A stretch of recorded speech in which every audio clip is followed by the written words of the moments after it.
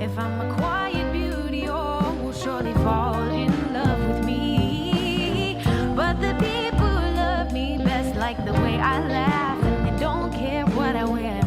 They rather see me loud and proud than stay polite and pretty. And they say, you are what you are, that's all you ever knew.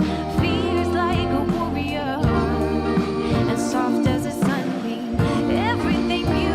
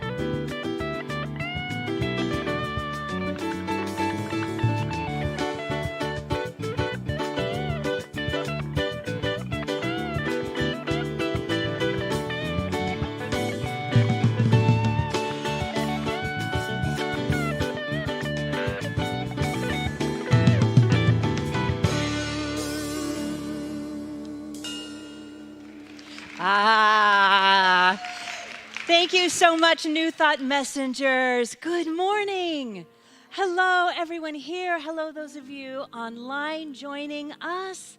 I am Shannon O'Hurley. I get to be your senior minister here at the New Thought Center for Spiritual Living, an honor and a privilege of my life. And I am so excited about the service that we have planned for you this day that love has made. So, if you are new or you are newish, you're checking us out, you're dipping your toe in, welcome. Know that we are an inclusive, progressive, and compassionate spiritual community that honors all people. When I say all people, I mean all people. Not only do we honor and welcome people, but we have mindfully and we have thoughtfully created a safe, nurturing place of growth here just for you, exactly as you are this day, this moment, this breath. Speaking of breath, let us take a deep breath in as we take a moment together to acknowledge that we are on the land of the Kalapuya people, and we affirm indigenous history, experiences, and sovereignty. I also want to take a moment and together share our vision and our mission and allow that to really anchor our time together. With one voice, as you feel comfortable, let's share our vision. Recognizing our oneness, we envision a world that works for everyone and all creation. And our mission, providing spiritual tools for personal and global transformation. And so recognizing that we are all one here in the sanctuary and all of our beloveds online, I invite you to turn around here in the room and just wave to our loved ones online. Hi all, hi Mom, hi Aunt Jody, hi Kelly, hi California and Colorado family. I love you all so much.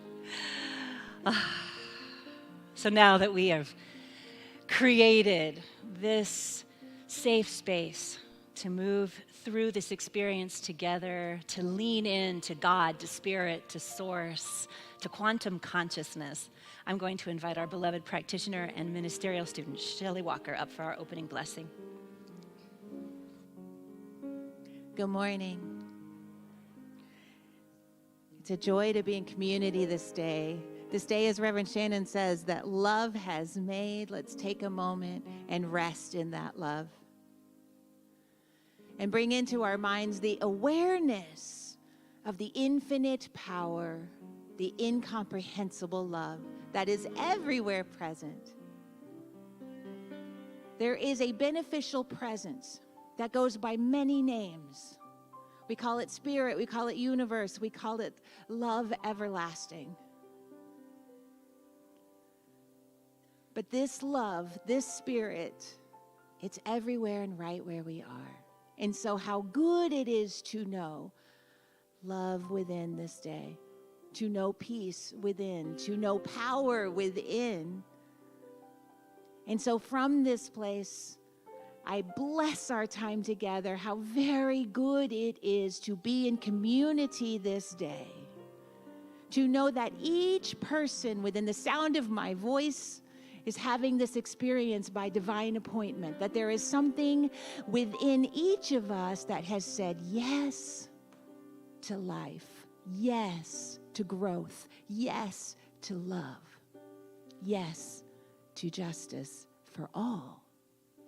And so in this sacred yes, I speak a word of blessing on all of this divine activity, Reverend Shannon's message and the beautiful music with Arietta Ward, the people working with our beloved children. Oh, I bless you. I bless all of the activity of all of our beloveds this day, knowing that this is the activity of love. In this, I'm so grateful, and we let it be. Blessed be. And so it is. We're going to continue this time of spiritual practice with a beautiful chant called Get Ready, My Soul. And if you feel so moved, I'd like to invite you to stand as you're able and join with us. The words are on the screen. And I invite you to breathe into this sacred now moment and get ready for the next greater yet to be.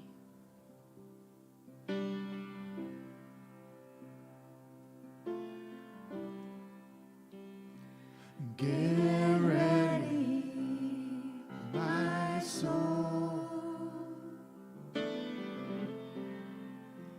I'm diving in.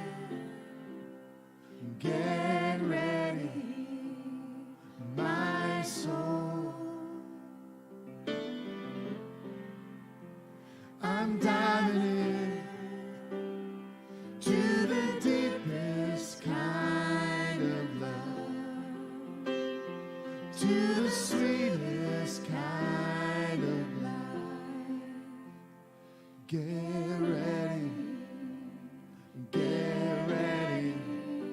my soul.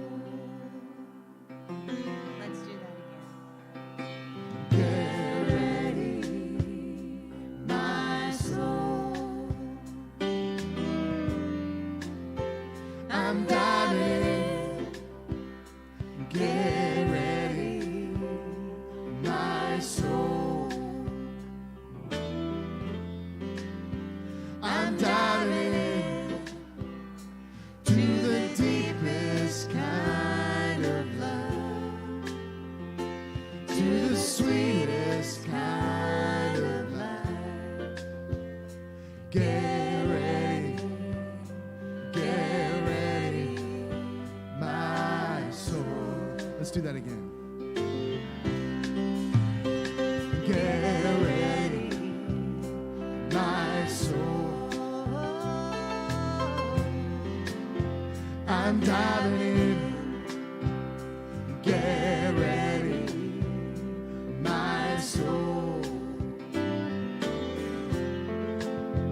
I'm diving in to the deepest kind of love, to the sweetest kind of life. Get ready, my soul. Everything I've ever done, everything I've ever seen, everything I've lost or won, everything I've ever dreamed has brought me here to the present moment, here to a new beginning, here, and I'm seeing life so clearly now. Get ready, my soul. I'm diving in. Get ready, my soul. I'm diving in to the deepest kind of love, to the sweetest kind of life. Get ready, my soul. Get ready, my soul. I'm diving in. Get ready, my soul. I'm diving in to the deepest kind of love, to the sweetest kind of life.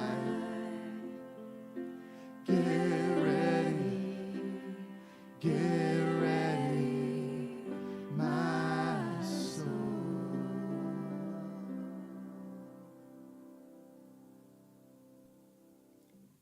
And so it is.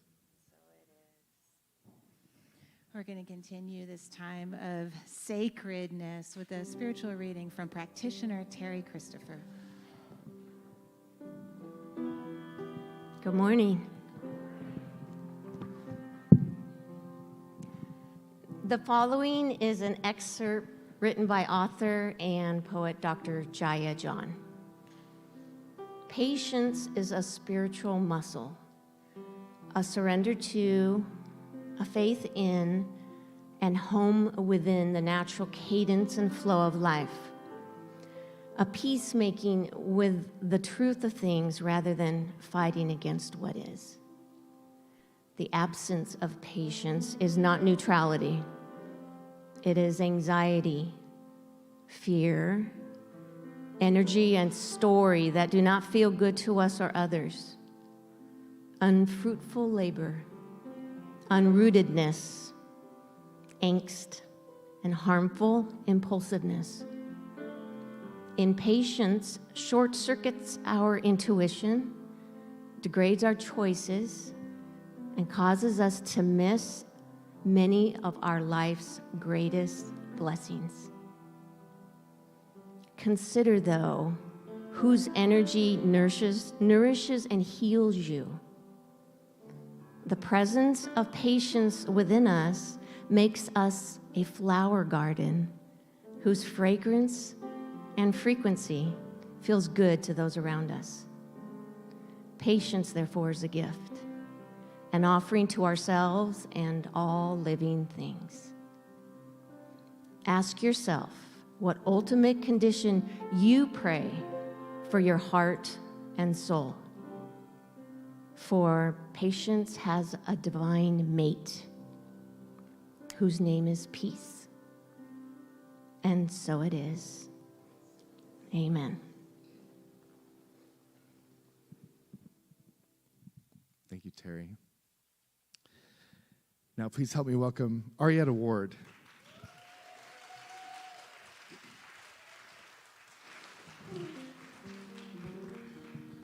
Good morning, everyone.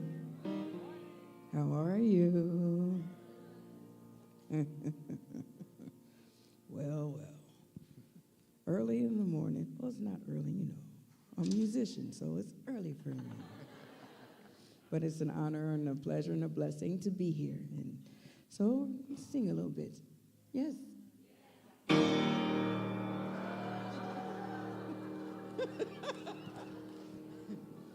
I think I gotta do it one more time for me. Ooh, just ooh, I'm getting a spirit in the dark. Getting a spirit in the dark. People moving, oh, and they can grooving. Just in the spirit in the dark. Tell me, sister, how do you feel?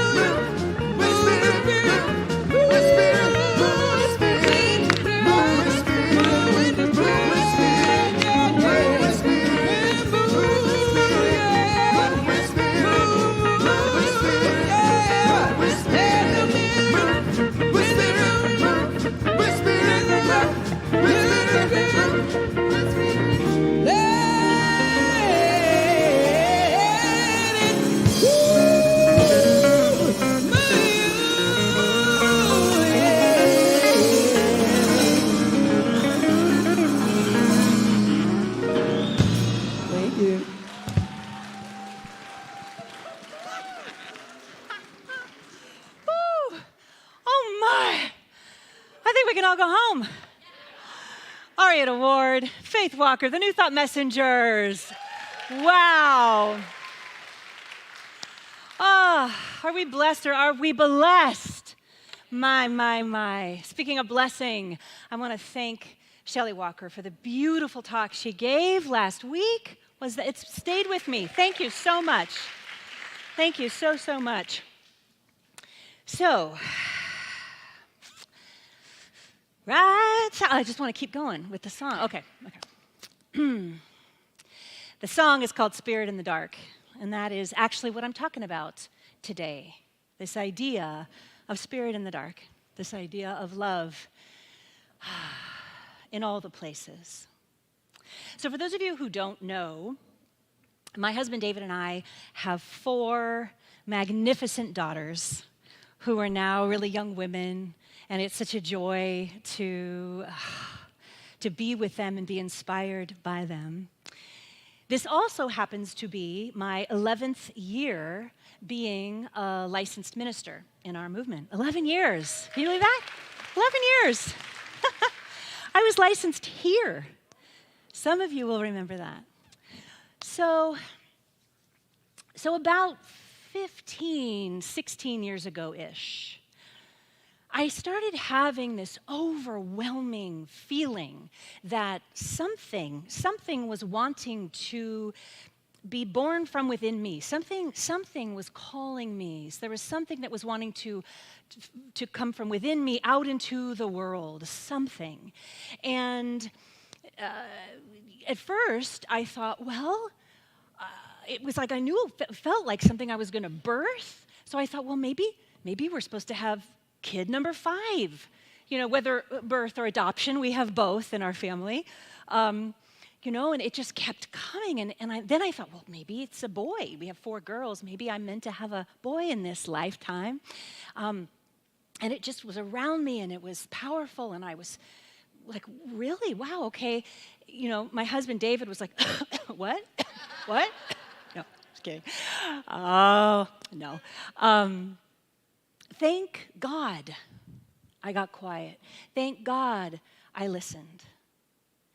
Because when I got quiet, I had been in this teaching long enough to know that anything big requires time in the dark, time within, time to allow that wisdom within us to come forth, to move from our head to our heart, the journey that we're all making on this spiritual path.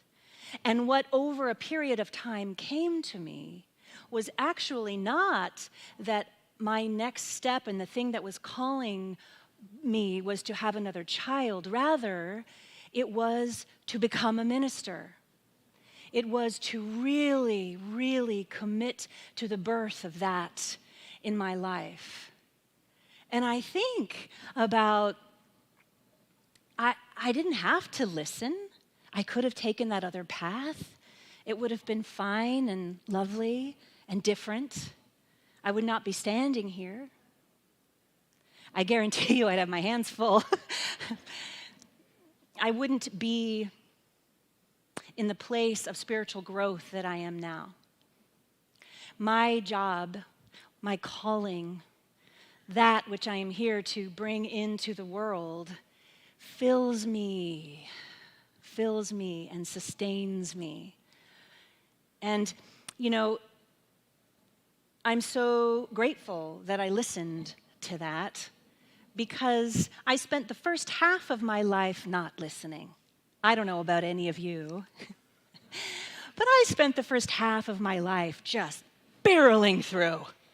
I'd get an idea, something would happen. Instead of getting quiet and thinking about it and contemplating it and listening and making sure that it was the divinity within me that was suggesting this and all of those things, I would be like, you know, if there were 10 rungs on the ladder, I'd be on number 3.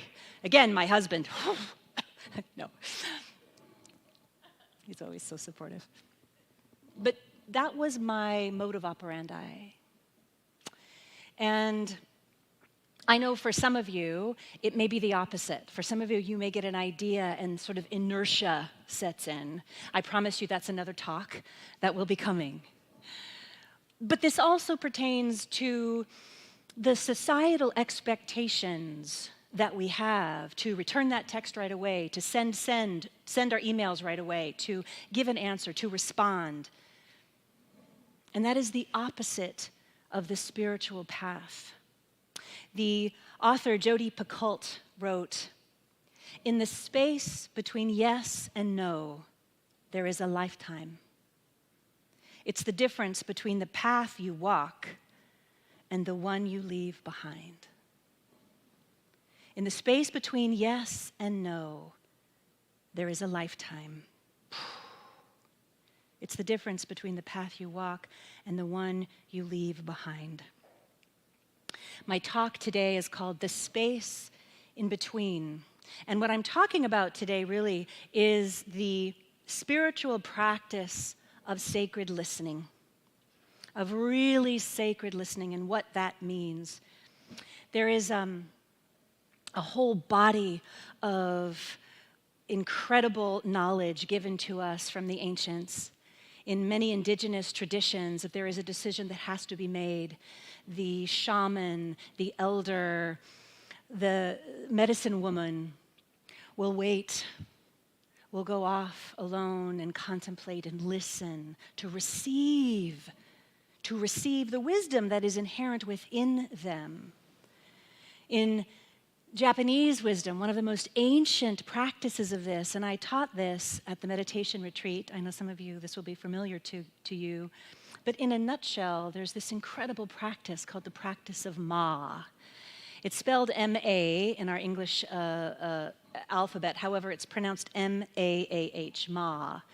And it is the understanding that in life, the pause and the space in between is where the wisdom comes and where the beauty is. If you think about Japanese architecture, for example, you know, the sort of quintessential Zen, simplified rooms that have maybe one table with a beautiful arrangement of flowers. And the arrangement of flowers will always have space in between. They won't be a clumped together bouquet, because the idea is that the beauty is in between, is in the empty space.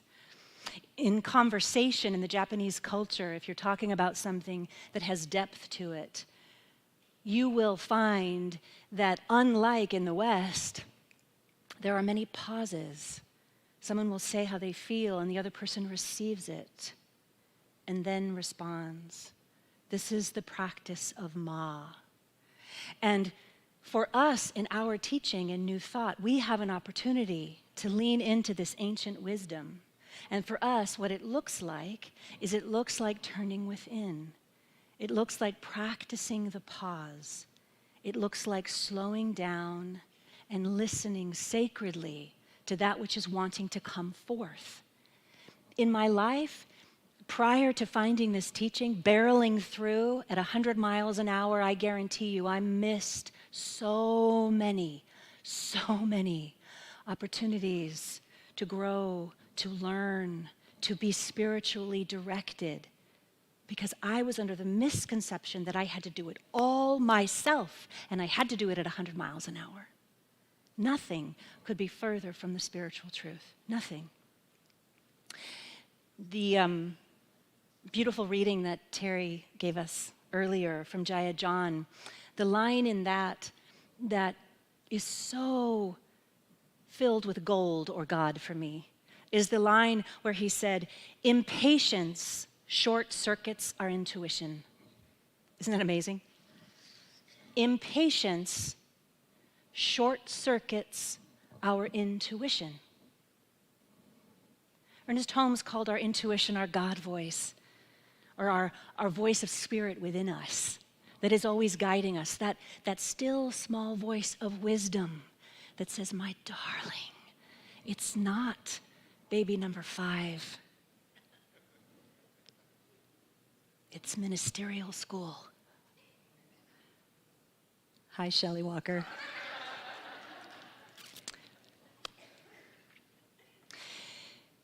So when we are racing, when we are impatient, we have cut off our direct connection to source. We have cut off our intuition, our built-in guidance system. So I'm going to invite you all this week, as you move through this week, notice the places in your life where you tend to be impatient. I invite you to get curious about those places where you get impatient, because what I can guarantee you is the places where you get impatient are the places where there is that gold or that God right underneath, just wanting to be expressed and wanting to make itself known. The places where you are impatient is an opportunity for growth for you. So rather than skimming over it and getting more impatient, I invite you to pull back and take a moment and breathe into the sacred place within yourself. You can always ask, just on the breath, anywhere, Spirit, what am I to know about this? Spirit, what am I to know about this? Why do I feel the urge and the need to rush, to pack it all in? What is this about, God? What is this about love? To take this idea even further, I want to share with you an experience that I had in France with my daughter, Liv. Liv is our oldest, and I love mother-daughter trips wherever we go. It doesn't matter. I always learn from them. I always learn from them. So we're in this little tiny town in France. It's a 14th century town. I want you to picture cobblestones and tiny little roads that have huge, magnificent sort of homes and little shops with rounded edges and huge windows with balconies, wrought iron balconies that have flowers and ivy cascading all the way down to the ground. It was unbelievably beautiful. Beautiful. We were there on a gorgeous day. The sun was shining.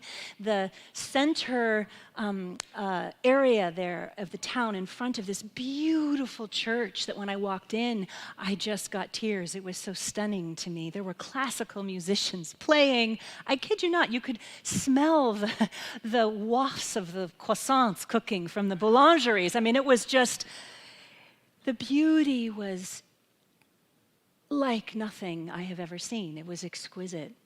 And in this little tiny town, there was a train. It was like a little old-fashioned sort of locomotive, if you will, But it wasn't on tracks, and it was meant to drive through the town to give you a tour of this beautiful place. And so Liv and I thought, oh, what a great way to see this incredible town. This is great, we'll do this. And the way it was set up is there were individual cars kind of connected by a thick chain, and the conductor was in the front. There was a space there between the first car and the conductor, and just so sweet, so sweet.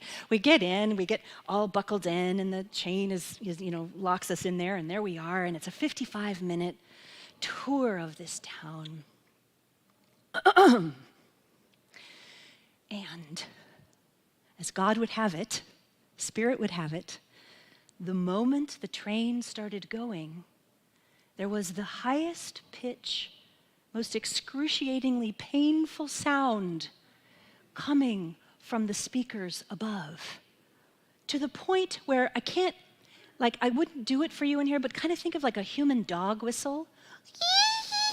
I mean, it was gobsmackingly painful.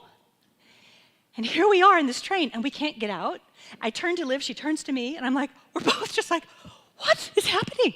Here we are in this beauty, and there is this sound, this painful sound. I turned around behind me, and the people in the cars were just like, one was like this, and one was like this, very unhappy. However, when the train stopped, the sound stopped. So this painful sound would go as we're surrounded by this beauty, and as soon as it stopped, it was like you could kind of feel everyone just go,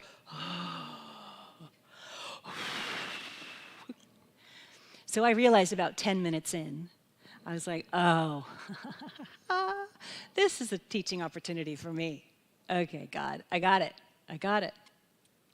And so what I began to do, and Liv kind of followed me because she was raised in this teaching, is when we got to the stop, when the train would stop, I would get quiet, and I would just turn within, and I would go to that still, small voice within, and I would allow it to speak to me, and I would listen, and I would get quiet, and I would feel the calm in those brief moments, and then the train would go, and then it would stop, and I would calm And then the train would go and I would stop. And what I noticed is after a period of time, the sound of the train was not less painful.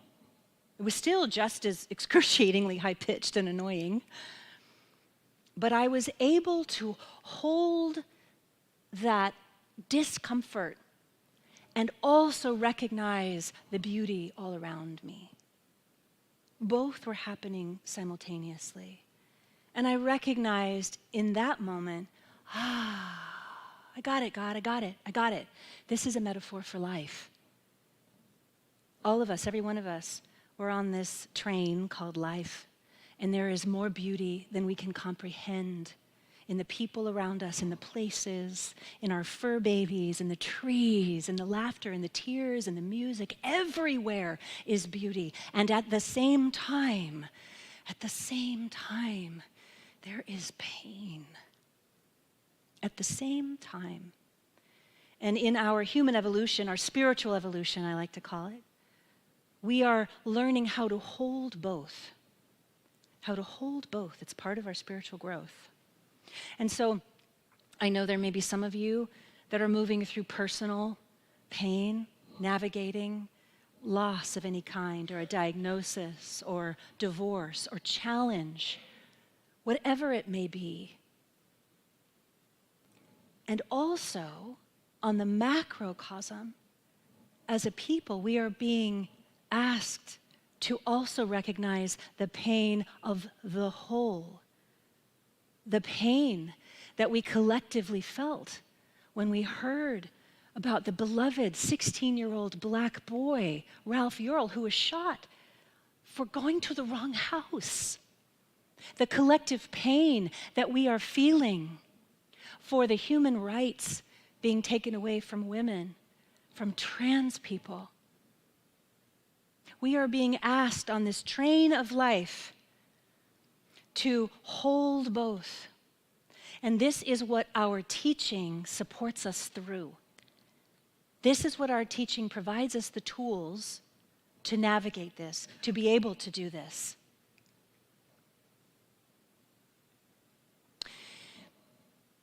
I feel that we have an opportunity in this journey that we are all on, this holy, sacred path that we are all walking, to turn within even more, to listen sacredly even more so that we can navigate the pain in our lives and the pain in the world.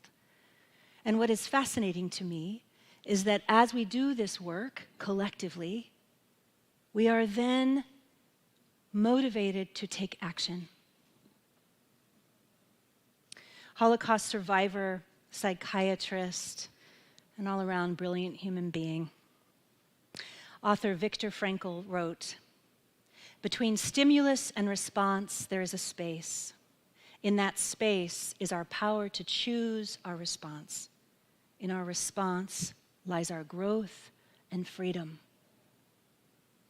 Between stimulus and response, he writes, there is a space. I like to call it hang time. There's a space. And in that space is our power to choose our response, to let our response lies our growth and freedom. In our response lies our growth and our freedom. And so it begs to ask the question, how many times do we tune it out? How numb have we become to the pain around us? It's an onslaught we receive all the time, yes? And so, as people of faith, as people on this journey, we are being asked to respond. We are being asked to get quiet, to lean into what is it exactly that is ours to do. You know, I had a beautiful, beautiful exchange with someone I love dearly. And one of the things that came to me that I have an opportunity to share here is that really we follow in this community, New Thought Center for Spiritual Living, we follow in the footsteps of the great movements the clerical religious movements that moved the dial to support those in pain. If you think about it, you know, the Catholic worker movement, early on radically stood up and said, we want to support the unhoused and those that are food insecure. The incredible work of the Farm Workers Union, led by Cesar Chavez. It was predominantly a Protestant movement to support farm workers' rights. All of the work that Jewish communities do in our country and around the world for free speech and protecting human dignity. The incredible work of Dr. King in the civil rights movement, all of the change, all of the responses, all of that were begun by people of faith who got quiet and who said, I am going to get off this train and I'm going to do something. The Quakers were abolitionists in this country. This is our call. Our call is to hold both the beauty and the pain, and then to get quiet and listen to what is the direction, what is our next step, what is ours to do about it. Do you see? This is our work, and it's going to be different for everyone.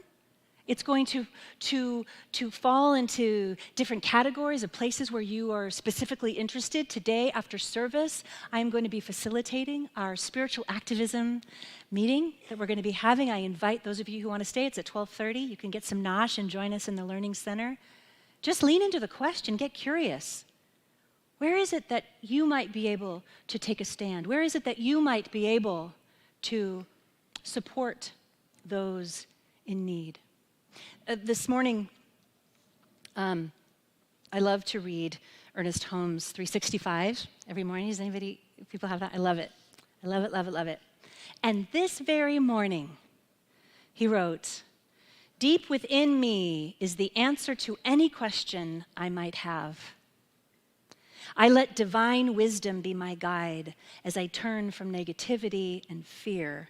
My rightful place is shown to me. In back of me is the potential of the universe. I declare new horizons will open, new ideas will flow, and a better world of joy and peace will be revealed. A better world of joy and peace will be revealed. We have an opportunity, my friends, to listen sacredly, to turn within, to listen to what our own personal next steps are in our own life, and also, just as important, to get quiet so that we can receive guidance in how we can participate in the healing and the revealing of the wholeness of this one human family that we get to be a part of. So I invite you to take a moment here, if you're willing. I invite you to close your eyes for just a moment, turn within. If you're more comfortable, you can gaze downward if that's better for you. Those of you online, just take a breath right here. Starting with our own life, our own experience, I invite you to ask Spirit within silently, what is mine to know? What is mine to know?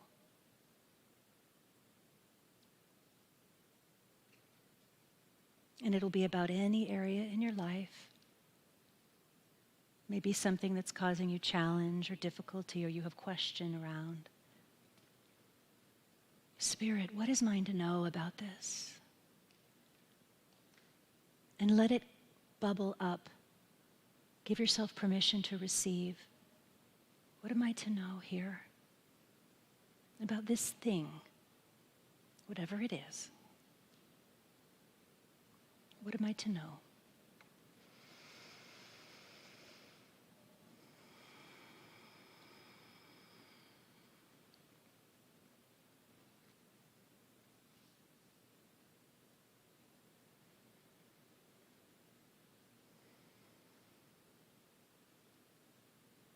What am I to know here?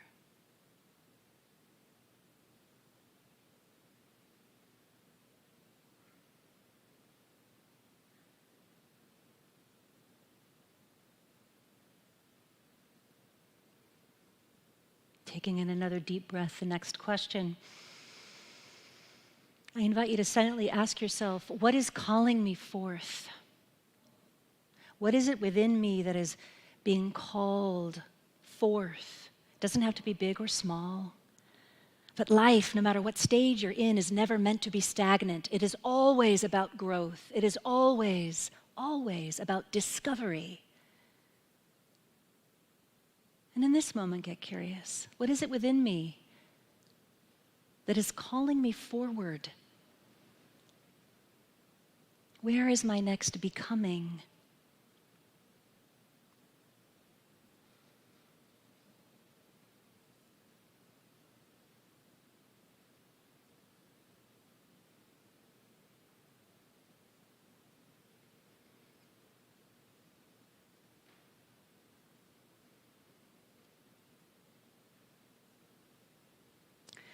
And the next question I invite you to silently ask yourself is, with great gentleness and love, where am I impatient in my life? Lean into that. What is there for me?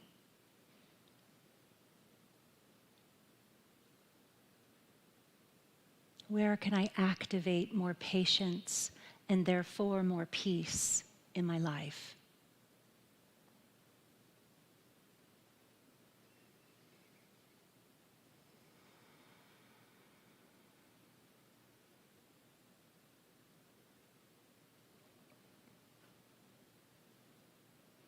Affirming, as Ernest Holmes said, that the answer is deep within us to every question we have. I invite you to take a deep breath and open your eyes when you're ready. I invite you to engage in these questions throughout the week. Let's put our teaching to practice together. Are you willing? Yes, good. Because I'm going to continue some of this next week in my talk next week. So I invite you to play with this, get curious about this, see what you discover. See where you can get off the train. Let's pray. I invite the practitioners forward.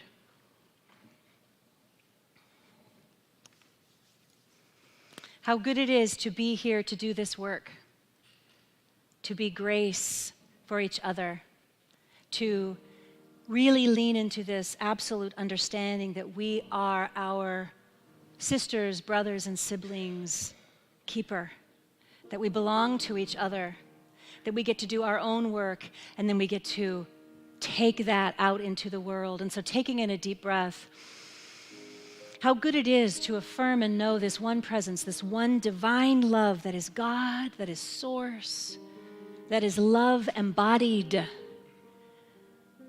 I fully know with every cell, fiber, and tissue of my being that every sentient being is spirit made manifest right here in this moment, right here in this divine time. And I bless it all. I recognize that each one of us has this opportunity, this divine opportunity this week to listen, to get quiet, to soften the sharp edges, and to pray with our feet, to put love to our feet, to move forward in this love, holding both the beauty and the pain of the world and doing our spiritual work. This is what we are here for. This is what we have been called for. And what a blessing it is. I bless all of our loved ones who are on this journey with us, whether they know it or not. Our friends, our family, just blessing them and surrounding them with this oneness and this love and this grace and this truth. And in this moment, I bless all people everywhere, people who gather in mosques and churches and ashrams and synagogues and temples and yoga mats and hikes in the woods. I am so profoundly grateful to be a part of all of it I speak this word for all of us as together we step into this spiritual work this week, each of us on our holy, sacred path, deeply listening to the divine guidance that is right where we are in every breath, on every breath, and between the breaths. I give profound thanks for this knowing, for this truth, and I allow it all to be, and so it is.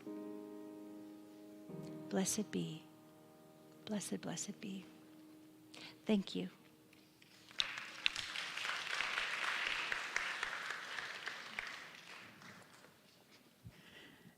Thank you so much, Reverend Shannon, for that beautiful message. So much to think about and live in this week. This is our time for conscious giving, and I would like to thank you for sustaining this community and this message of love that goes out into the world. You know, it really takes all of us doing whatever our part is in order to make this a financially stable and celebratory place to be.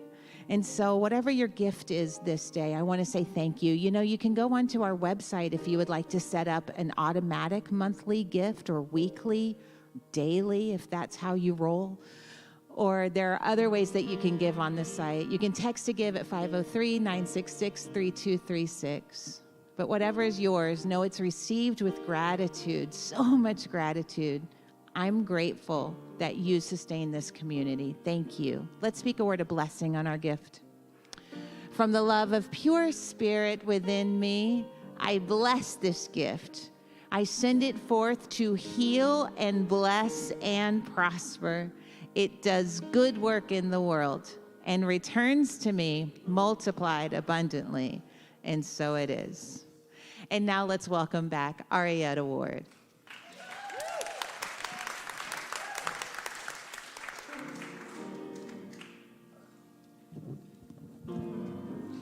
I invite you to stand with me, get to sing along.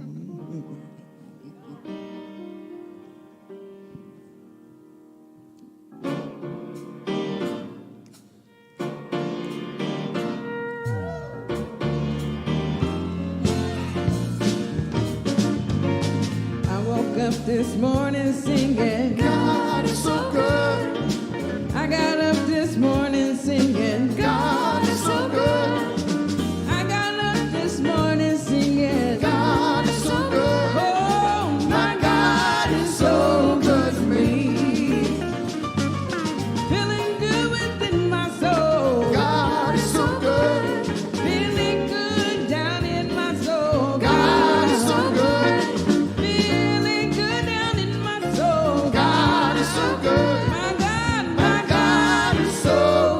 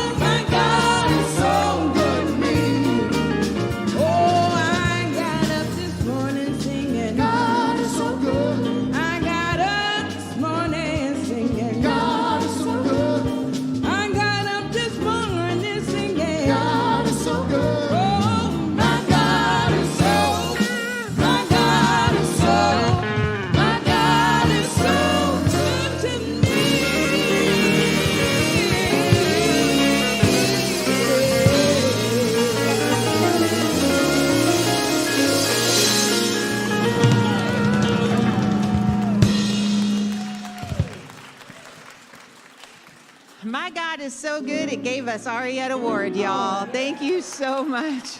Brian Harris and the New Thought Messengers. I have a few announcements. Today is our global collective meeting with Rev Shannon for our first spirit-led activism team, today from 12:30 to 1:30 West Coast time. And it is both here in person and it also will be online. So wherever you are in the world, you can join us for that. We will be discussing what is ours to do next. And Reverend Shannon is teaching Beyond Limits this spring. For some of us, this is what's ours to do next.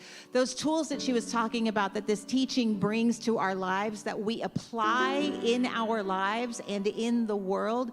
Beyond Limits is the class that begins to teach us some of those tools in a smaller setting where you can have conversations with people and ask Reverend Shannon questions. It's a phenomenal opportunity for you to take this class. It will be both in person and it's only online. It's only online, so we can all be there 6 weeks. And Reverend Shannon has personally gone through and rewritten this entire course. You will love it. If you are thinking about taking it, take the class. All the info is on our website. Next Sunday, April 30th, is a festive fifth Sunday. What does this mean? It's our opportunity to give a little bit extra. It's a simple and easy fundraising that helps to offset our expenses. These fifth Sundays only come up a few times a year, so please consider how you might be able to join in the festivities and give a little bit extra next week. Thank you so much. And lastly, our Mother's Day tradition continues this year as Reverend Shannon will offer a baby, child, and teen blessing, a New Thought christening during the Sunday, May 14th, in-person service at 11 o'clock Pacific time. So if you have a baby, a young child, or a teen who has not been christened before in New Thought and would like to be included, you can sign up on our website, or if you're here in person, I imagine there's a sign up at the table, Carolyn. Yes, there is. So, Reverend Shannon. Oh, that's so fun, the christenings, isn't it? Oh, golly, golly. I want to invite our practitioners forward to let you all know they will be here and available for you after service for prayer. Those of you online, we have practitioners there. The information is in the chat box there. You can be brought into a private room there, and a practitioner will pray with you. I want to thank all of you who are here in person and those of you that are online joining us from Colorado, Oregon, Florida, California, Arizona, Indiana, Washington, and Nevada. We love you so very much. So with that, I invite you all to please stand. Shelley, come on down and join me for this final blessing. May you go in the light, as the light, and with the light, until we meet again. May the longtime sun shine upon you, all love surround you, and the pure light within you guide you on your way. You are so loved. Mwah. I release, now let go.